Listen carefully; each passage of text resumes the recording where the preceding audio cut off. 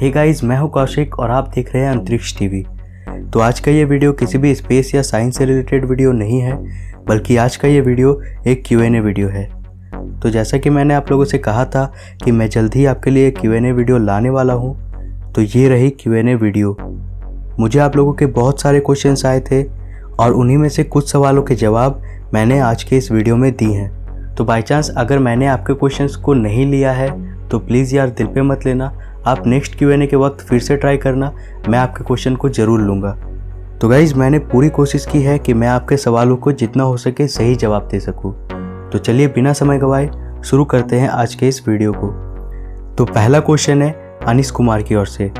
ये पूछते हैं कि यूनिवर्स में बहुत सारी गैलेक्सीज है, पर एक बात समझ में नहीं आती कि जिस भी चीज़ से यूनिवर्स का सारा गैलेक्सी बना है वो कहाँ से आया था। तो देखो अनिश भाई, हमारा हाल कुछ ऐसा है कि हम पास्ट में जाकर तो ये नहीं देख सकते कि एग्जैक्टली ब्रह्मांड में इन गैलेक्सियों का जन्म कैसे हुआ था, ये मैटर कहाँ से आए थे, मगर हम कुछ थ्योरीज के आधार पर इसे कुछ हद तक साबित कर सकते हैं। तो गैलेक्सीज के जन्म के बारे में हमारे पास यहाँ पर दो थ्योरीज हैं। पहली टॉप डाउन थ्योरी, इसके अनुसार बिग बैंग के बाद ब्रह्मांड एक बहुत बड़ा हाइड्रोजन गैस क्लाउड के रूप में था। फिर डार्क मैटर के फोर्स ने इन गैस क्लाउड को सेपरेटली डेंस कर दिया, जिससे ये कई सारे गुच्छों में इकट्ठे हो गए और फिर ग्रेविटेशनल फोर्स की वजह से इनमें न्यूक्लियर फ्यूजन की अभिक्रिया शुरू हुई और तारों का जन्म हुआ। फिर इन तारों ने स्टार क्लस्टर को बनाया और स्टार क्लस्टर्स ने आपस में मिलकर गैलेक्सीज की रचना की। दूसरी थ्योरी है बॉटम अप थ्योरी। इस थ्योरी के अनुसार बिग बैंग के होने के बाद ब्रह्मांड कई सारे छोटे छोटे क्लम्प्स में बटा हुआ था। इन क्लम्प्स ने आपस में मिलकर कई सारे छोटे छोटे बेबी गैलेक्सीज की रचना की थी और ये बेबी गैलेक्सीज समय के साथ आपस में मर्ज होकर जायंट गैलेक्सीज की रचना की, जिसे आज हम देखते हैं। इसे और डिटेल से समझने के लिए आप इस वीडियो को देख सकते हैं, लिंक्स आपको डिस्क्रिप्शन में मिल जाएंगे। दूसरा क्वेश्चन है प्रेमराज की ओर से।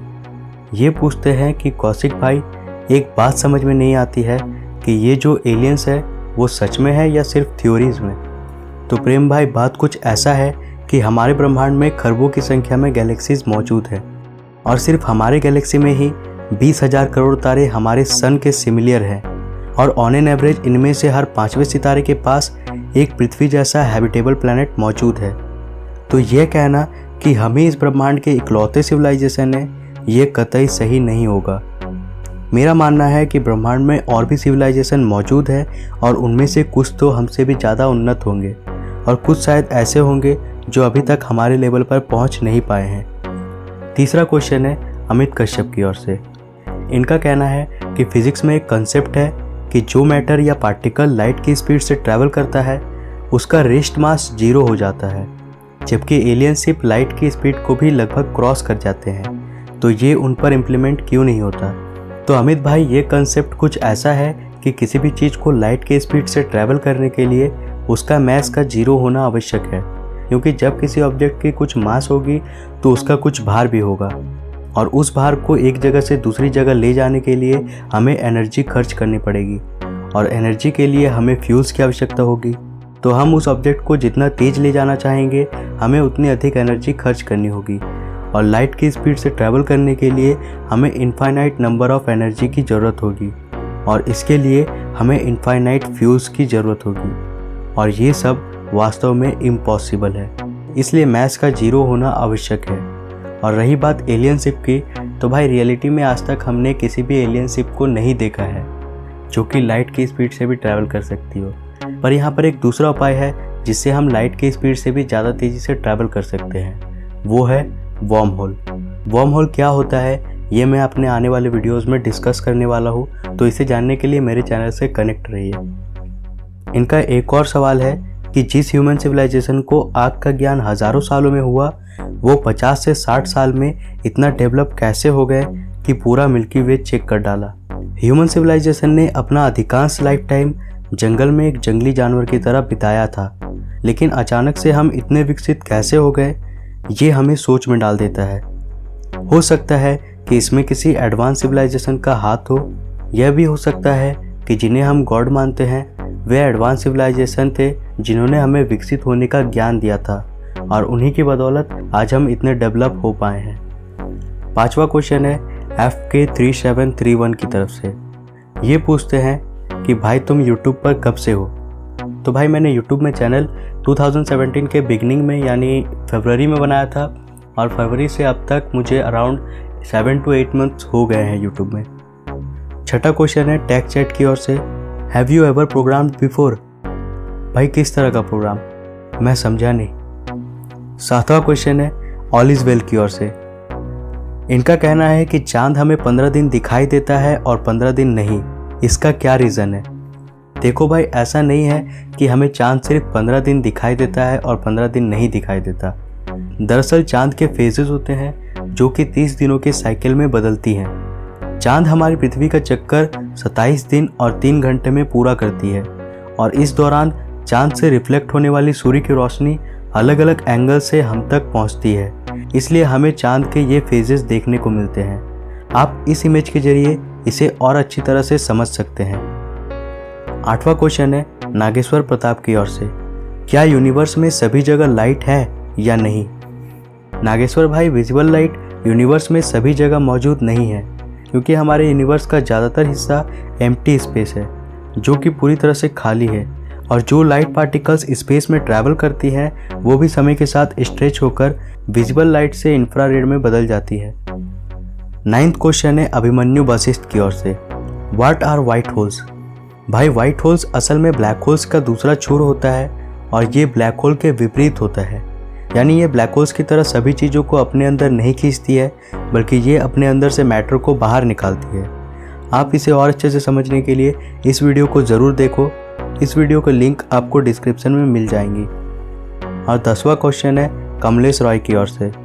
इनका कहना है ऐसा नहीं हो सकता कि किसी सैटेलाइट को हम ब्लैक होल में फेंक कर यह पता लगाएं कि क्या है ब्लैक होल का लास्ट एंड। तो कमलेश भाई, जैसा कि मैंने अपने ब्लैक होल वाले वीडियो में बताया है कि ब्लैक होल्स की ग्रेविटी बहुत ही अधिक होती है। इसकी ग्रेविटी इतनी स्ट्रॉन्ग होती है कि लाइट भी इससे रिफ्लेक्ट होकर वापस नहीं आ सकती है। ब्लैक होल का इवेंट होराइजन हमारे यूनिवर्स और ब्लैक होल के बीच का अंतिम बॉर्डर है, और जो कोई भी चीज़ इवेंट होराइजन के अंदर चली जाती है वो उससे दोबारा कभी बाहर नहीं आ सकती, कभी भी नहीं। तो यहाँ तक कि लाइट पार्टिकल्स जो कि सबसे तेज़ी से ट्रैवल कर सकती है वो भी इन ब्लैक होल से बाहर नहीं आ पाती है। तो अगर हमने किसी सैटेलाइट को उस ब्लैक होल के अंदर फेंका तो वो कुछ ऐसा होगा कि आप अपने मोबाइल फ़ोन को एक कुएं में फेंक दो, यानी उस सैटेलाइट के सिग्नल्स हम तक कभी भी पहुँच नहीं पाएंगे।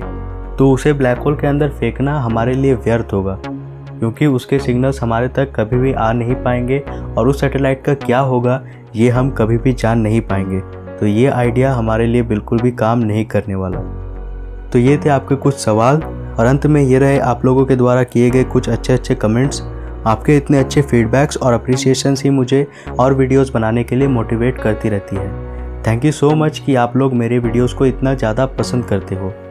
तो अंत में मैं आप लोगों से एक हेल्प चाहता हूँ। दरअसल मुझे आप लोगों के बहुत सारे मैसेजेस और कमेंट्स आ रहे हैं कि भाई प्लीज़ अपलोड वीडियोस फास्ट, जल्दी जल्दी वीडियो बनाओ, वीडियोस को जल्दी अपलोड करो।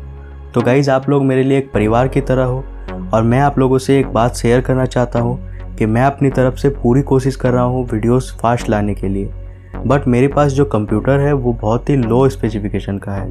मतलब इस पे मुझे एक 10 मिनट के वीडियो को बनाने में भी बहुत ज़्यादा समय लग जाता है और ये कंप्यूटर बहुत ही ज़्यादा हैंग करता है। तो अगर आप मेरी जगह पर होते तो अब तक आपने ये काम छोड़ दिया होता, बट मैंने सोचा था कि मैं आगे चलकर YouTube के पैसों से ही एक कंप्यूटर सिस्टम बनाऊंगा, लेकिन ऐसा होने का तो कोई चांस नज़र ही नहीं आ रहा है। तो गाइज़, मैं बस आपसे थोड़ी सी मदद चाहता हूँ अपने कंप्यूटर को बिल्ड करने में। अगर आप मेरी मदद करना चाहते हो तो आपको नीचे डिस्क्रिप्शन में मेरा पेटीएम नंबर मिल जाएगा। अगर आपके पास पेटीएम नहीं है तो डिस्क्रिप्शन में मैं अपने बैंक अकाउंट के डिटेल्स भी डाल दूंगा।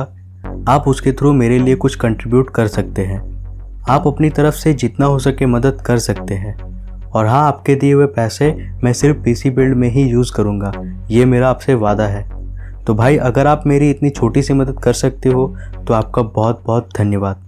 और अगर आप मदद नहीं करना चाहते तो भी कोई बात नहीं। तो गाइज़, मैं मिलता हूँ आपसे अगली वीडियो में, तब तक के लिए नमस्कार।